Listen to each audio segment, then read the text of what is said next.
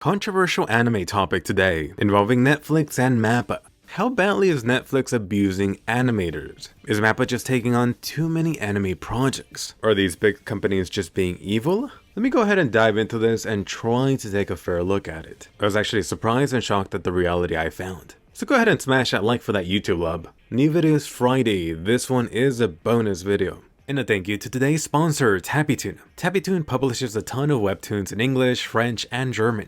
A popular one I've been reading, the skeleton soldier failed to defend the dungeon. In this story, imagine if Subaru was a skeleton, with some redo of healer mixed in. That's right, you have Mr. Bones resetting each time his beloved redhead is KO'd. Except he comes back much stronger, with a new skill each time. Poor skeleton's gonna have to suffer so much. Oh yes, this guy's the best bud with the Grim Reaper. I really got into this, I wanna binge it all already. Tappytoon also has other popular webtoons, like Solo Leveling, Cherry Blossoms After Winter, What's Wrong with the Secretary Kim, or Returner's Magic Should Be Special, Light and Shadow. In all, this is a great way to discover new stories for free. Go ahead and click the top link to show them some love. You'll definitely find something that catches your attention. They have over 300 webtoons, including romance, action, comedy, fantasy, and even BL. On top of this, new titles each week and episodes daily. Start reading today. The Mappa name has been in the spotlight due to all the high-profile anime names they've been taking on lately, or even other anime projects that have been hyped up with mixed quality. Today we're addressing a problem for the anime industry, especially now with even more anime being made.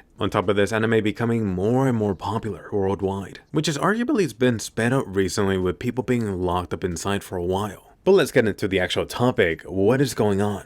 This goes back to May when a Mappa animator leaked some stuff about the horrible working conditions there. Surprising no one, this was related to the Attack on Titan final season anime. Cause really, you've seen the director for this. The guy looks like a living zombie about to topple over. I don't think this guy knows what sleep is. The freelance animator Mushio revealed things about this Mappa production, claiming Mappa's working conditions turned terrible during the run on Attack on Titan Season 4. The guy was constantly asked to fix and refix drawings until he could see the sunrise, until morning. I mean, given what we know about the super rushed production, the thought of these animators pulling all-nighters, actually living to work for the anime, unfortunately sounds about right. This animator actually called out Mappa for deciding to work on 4 anime shows at the same time. That they were put on this repetitive work instead of training their teams properly so these constant fixes wouldn't be needed. It really just sounds like the guy was thrown in the deep end right away. Mushio goes on to describe the Mappa work environment like a factory, that the lower tier animators are forced to correct drawings instead of actually drawing.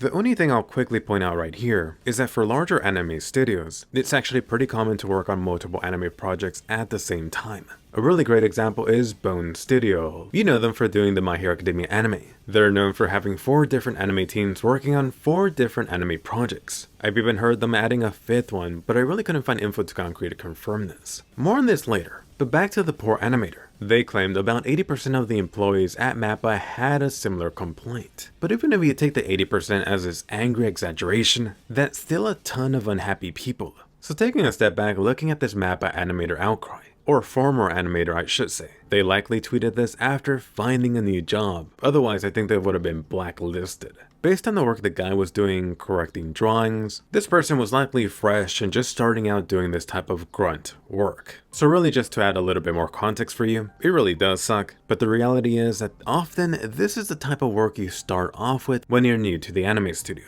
This isn't to say the guy should just shut up and put up with it, but this is what's to be expected. What stood out was a comparison to a factory for Mappa, along with workers generally not being happy. There's been this running joke for a while that Mappa will take any new anime project. Oh, studio's too busy to do Villain Saga Season 2. Mappa will surely take it. No, it's fine. They could fit it into the other 100 projects they're doing.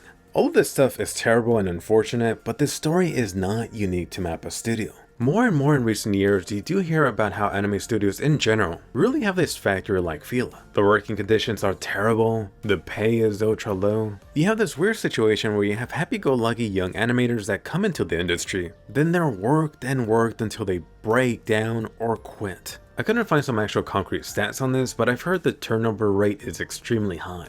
The only real unique thing about this situation is how this animator made this public on social media. Let me emphasize that this is something I do encourage, within reason. I really do hope more and more people speak out publicly about these terrible working conditions. More on this a little bit later. Next up, let's actually bring Netflix into this. This is more recent. This comes from Animator Ippei Ichi tweeting about the issue. Anyway, the info here is revealing about how much Netflix is paying, or should I say not really paying.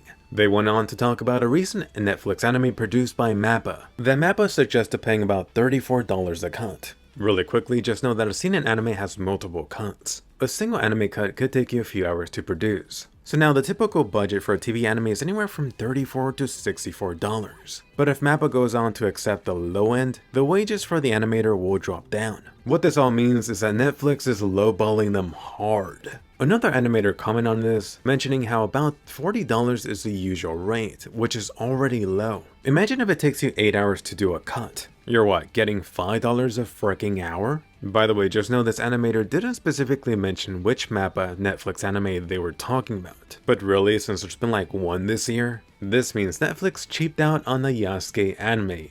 Wah wah. You can imagine if you're getting paid less for this type of stuff, the work is going to be either done quickly or the quality is just going to suffer in general. The animator went on to clarify that the issue was not with Mappa, but with Netflix. This is freaking Netflix. They have billions, but they're here trying to produce anime with such low wages that at their price, it's even lower than a TV anime series. So all of this, it really is damning all around. This is an interesting turn of events. When Netflix first started forcing themselves into anime projects, before Netflix Jail existed, I recall some anime people championing how this would save the poor animators. Yet right here, you have the exact opposite situation happening. It's really just Netflix now the ones paying low, ultra low. When you actually look at the details, this situation is worse. Unlike the first animator, Ichi here is not entry level. The guy worked as the animation director for Mappa's recent Zombieland anime sequel. In other words, this guy is freaking experienced. So let me go ahead and play devil's advocate for Netflix here for a bit.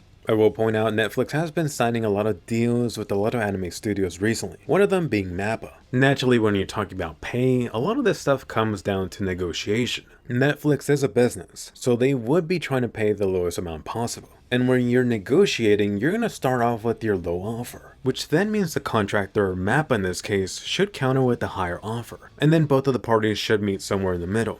So I'm just wondering, did Mappa not try to negotiate higher? Did they just accept the lowball offer right away? When you take into consideration that Mappa has now signed a deal with Netflix, could Yasuke, for example, have just been done cheaper as one of their starting combo projects? And then hopefully projects after that would be produced a little bit better. Again, really just speculating here. If these terrible conditions still keep up, I do hope we hear about it. Anyway, moving on to the third animator. This person recently leaked their worst situation, that they worked at doing in-between animation and only got paid like $2 for it. The guy only mentioned that this was for a company that recently made a viral trailer for a movie project. Unfortunately, this one is far vaguer to actually pinpoint the actual movie project. But the question immediately comes up, has this been for Mappa's Jujutsu Kaisen movie coming up? Either way, anime aside, $2. Keep in mind, Mappa Studio is in Tokyo. The minimum wage here is $9, which really just means if you're working at 7-Eleven, a convenience store, you're making like 5 times what the guy did who animated and worked on Jujutsu Kaisen.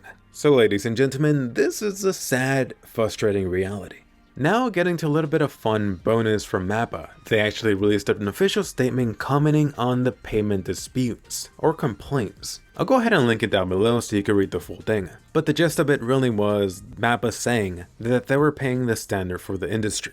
In other words, hey, we're not doing anything wrong. So unfortunately, and I am going to sound like a broken record here, it really just goes back to this being standard for the anime industry. You think Mappa had issues with the Attack on Titan production? Anyone remember Wit Studio? The Attack on Titan Season 1 production is infamous for being hellish. The freaking producer got called out. Since he got called out bragging for passing out energy bars to his crew just to work harder. And then for the Attack on Titan Season 1, a lot of it had to be redone or fixed for the Blu-ray release. I think most people nowadays have not seen the original TV version. For more recent anime with terrible conditions, even if you hated the ending, there is Wonder Egg Priority, that was a complete mess. The Spider Isekai, the last final episode got delayed. Production issues right there. I should mention I do know a couple animators here, no one famous. I did ask them if they could comment about this, although with the names involved, they declined, even if anonymous. Maybe they just didn't have the time. Although I am trying to set something else up for the future. A little bit of tease right there. If there is no change, I do worry what anime will eventually morph into, or worse, devolve to.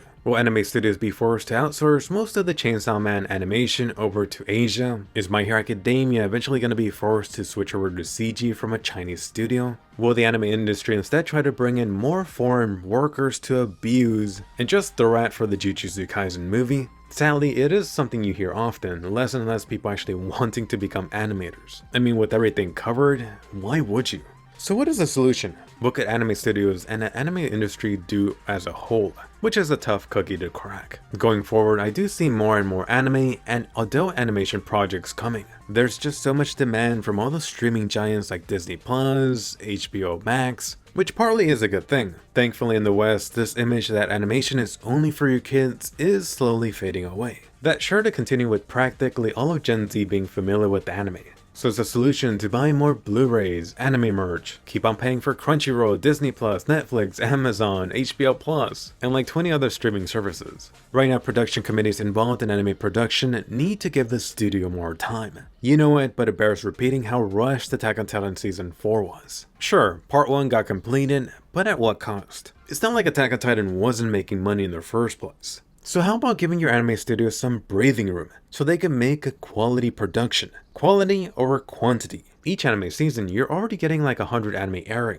At the same time, I will emphasize how these anime studios that are so willing to accept these rushed deadlines are equally as fault. Really, the whole anime pay system and structure needs to change as a whole. I mean, it's laughable and outright depressing when you got Japan having popular anime as their top streaming shows. Yet these anime shows are produced under slavish conditions and rock bottom prices. This isn't even looking at how much of a mega hits these shows are worldwide. I mean, Japan is known for a lot of things. Anime is one of them, so they should really be taking care of this stuff. Since it is Japan, I really don't see any other solution. You really just have to take these companies like Netflix that's making billions and these other studios and put them on blast. Publicly shame them on social media, tweet about it, make TikToks, re-upload those things on Instagram, show them to your parents on Facebook. Let anime people become more familiar with how their favorite, inspiring, sometimes life-changing anime are being made. It really makes no sense for the rich-ass people at the top of these companies living in their mansions, while at the bottom you got the animators skipping meals, living with their parents because they can't pay rent, or taking on a second job like Uber Eats, just so you can see Deco kicking ass with this lowly backpack. And I don't know, honestly I wish I had the solution, that golden ticket. Should Japan perhaps standardize a minimum wage or guaranteed pay for animators? Naturally, the argument for that would be that jobs could potentially be moved outside of Japan. How about an anime studio being guaranteed X percentage or a certain payment bonus if the anime blows up, regardless of whether they're in the production committee or not? This way anime studios have that incentive to treat their animators better. Although I'm sure you could spot some holes in this 1-minute idea too. So I'm super curious to see what you think. Do you see any real fix for this? Or will business as usual continue without anything changing anytime soon? Right now the best thing I could do is help spread awareness about this either with this video or on Twitter or TikTok. Something you can take immediate action on is actually following your favorite animators on Japanese Twitter. They often have a Patreon or similar platform where you could directly support them. Either or, I highly encourage this. And if you did find this video helpful, hit that like. I did cover a lot, but I didn't talk about everything I wanted to. So maybe I could do a part 2 or follow up if there's enough interest. Also, sorry, I originally planned to do a different topic today, but if I didn't talk about this now, I might not have gotten another chance for a while. Oh, in the last video, I did mess up on camera. It's not 500 million, 500,000. Anyway, post your thoughts below and definitely check out the Chainsaw Man video. It is a non-spoiler breakdown. Unfortunately, YouTube flagged the hell out of that. Also, check out my video on Japan through the eyes of anime, and I'll see you guys later.